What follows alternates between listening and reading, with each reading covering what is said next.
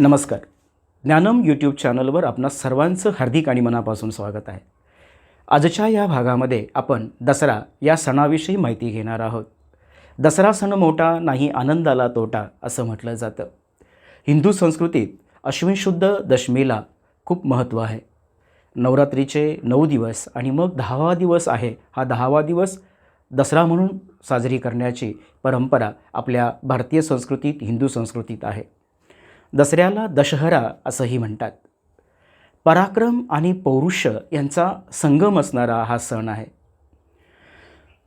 प्राचीन काळापासून या सणाच्या दिवसाला खूप महत्त्व आहे आणि हा सण आपल्या भारतीय संस्कृतीमध्ये खूप महत्त्वाचा मानलेला आहे.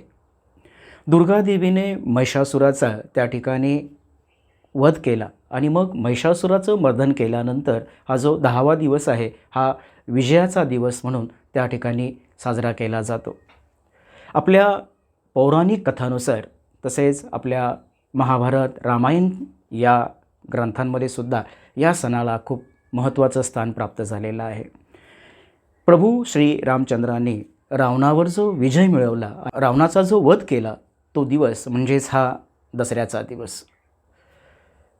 पांडव ज्या कालावधीमध्ये वनवासामध्ये होते आणि मग वनवासामध्ये असल्याच्या कालावधीमध्ये पांडवांनी विराटाच्या नगरीमध्ये प्रवेश केल्यानंतर जी त्यांची शस्त्र होती ती शस्त्र शमीच्या झाडावर ठेवली आणि मग शमीच्या झाडावरून ती शस्त्र जी आहेत ही शस्त्र त्यांनी ज्या दिवशी काढली तो दिवस म्हणजेच हा दसऱ्याचा दिवस.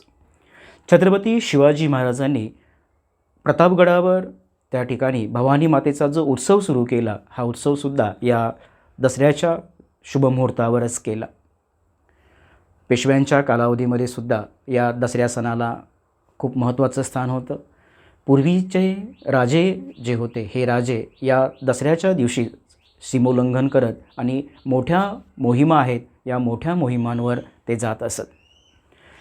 दसऱ्या सणाच्या निमित्ताने नवीन काम, नवीन तुमचं शुभ काम जे आहे ते करण्याची एक पद्धत, एक संकल्पना रूढ आहे आणि म्हणून दसरा हा दिवस अत्यंत पवित्र मानला जातो. या दिवसाला हिंदू संस्कृतीमध्ये अत्यंत पवित्र असं स्थान आहे आणि म्हणून या दसऱ्याच्या दिवसाचं महत्त्व जे आहे हे खूप अधोरेखित असलेलं आपल्याला दिसून येतं. 3.5 मुहूर्तांपैकी असलेला एक शुभ मुहूर्त म्हणून दसऱ्याला मानलं जातं. एक अशी कथा सांगितली जाते की पूर्वीच्या काळी गुरुशिष्य परंपरा होती आणि ह्या गुरुशिष्य परंपरेमध्ये ऋषी परंपरेला खूप महत्त्वाचं स्थान होतं. वर्तंतू नावाचे एक ऋषी होते आणि हे वर्तंतू 14 विद्यांचं त्या ठिकाणी प्रशिक्षण देत असत. त्यांचा कौत्स नावाचा एक शिष्य होता आणि ह्या कौत्साला 14 विद्या दिल्यानंतर त्याचे जी काही पाठवणी होती ती पाठवणीचा जो दिवस आला आणि या पाठवणीच्या दिवसाला कौत्स वर्तंतूंकडे आला आणि वर्तंतूंना म्हणाला की गुरु, तुम्ही मला 14 विद्या दिलेल्या आहेत, त्या बदल्यात मी तुम्हाला काही देऊ इच्छितो. वर्तंतूंनाही त्या ठिकाणी त्यांच्या शिष्याची गंमत करावीशी वाटली आणि वर्तंतू त्या कौत्साला म्हणाले, अरे तू मला जर देणार असशील तर तू माझ्याकडनं ज्या 14 विद्या घेतलेल्या आहेस त्या 14 विद्यांप्रमाणे प्रत्येक विद्येमागे 1 कोटी सुवर्णमुद्रा, अशा पद्धतीने 14 कोटी सुवर्णमुद्रा तू मला दक्षिणा म्हणून त्या ठिकाणी दे.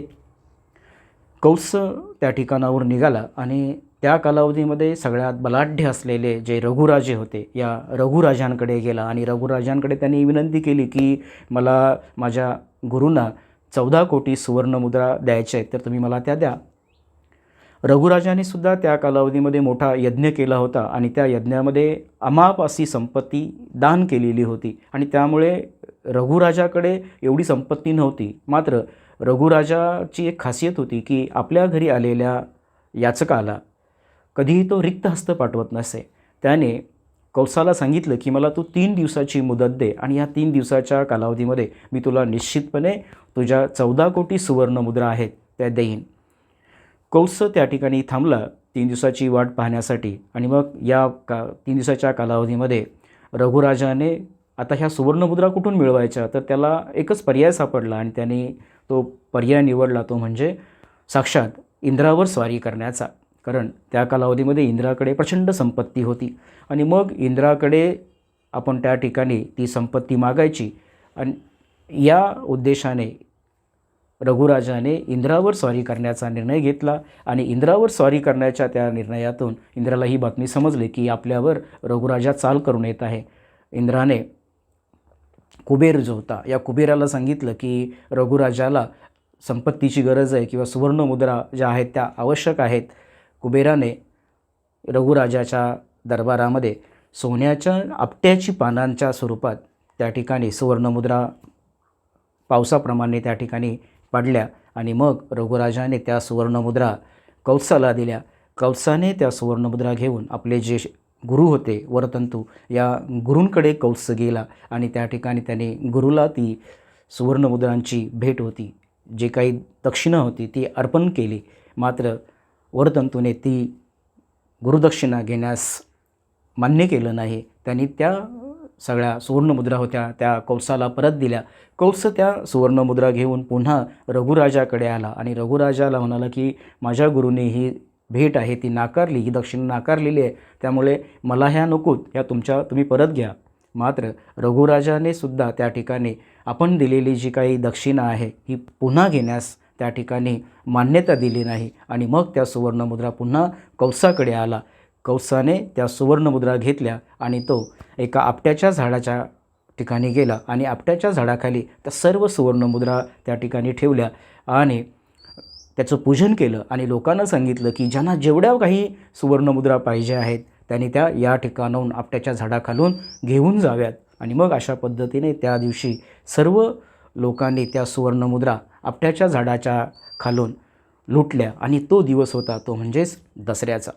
आणि त्या दिवसापासून मग ही संकल्पना रूढ झाली की त्या दिवशी आपट्याच्या झाडाखाली जायचं, आपट्याची पानं जी आहेत ही पानं घ्यायची, त्याचं पूजन करायचं तत्पूर्वी आणि हे पूजन केल्यानंतर एकमेकाला ह्या सुवर्णमुद्रांच्या स्वरूपात असलेली आपट्याची पानं जे प्रेम, त्याच पद्धतीने एकमेकांबद्दल असलेलं नातेसंबंधाची भावना अधिक दृढ करण्याची जी काही पानाची संकल्पना आहे ही पानाची संकल्पना भेट म्हणून देण्याची प्रथा निर्माण झाली आणि ही आजतागायत आपट्याची पानं देण्याची प्रथा आहे ती पाळली जाते. निसर्गात आपट्याच्या पानाला खूप महत्त्वाचं स्थान आहे. सर्वात जास्त ऑक्सिजन देण्याचं काम हे आपट्याची पानंसुद्धा करत असतात. या आपट्याच्या पानांचं जो काही आपण आकार बघितला तर तो आपल्या हृदयाच्या आकारासारखा असतो. दसऱ्याला आपट्याची पानं देणं घेणं हे एक भारतीय परंपरेचं, हिंदू परंपरेचं एक प्रतीक मानलं जातं, प्रेमाचं प्रतीक मानलं जातं. आपण हे प्रेमाचं प्रतीक जपूया.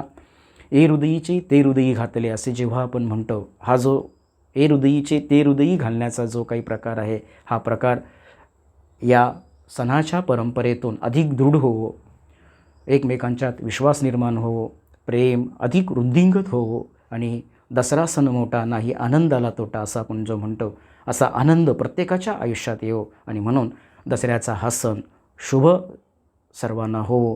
सगळ्यांना दसऱ्याच्या हार्दिक शुभेच्छा. आपण या यूट्यूब चॅनलवर नवीन असाल तर निश्चितपणे या यूट्यूब चॅनलला लाईक आणि सबस्क्राईब करा. धन्यवाद.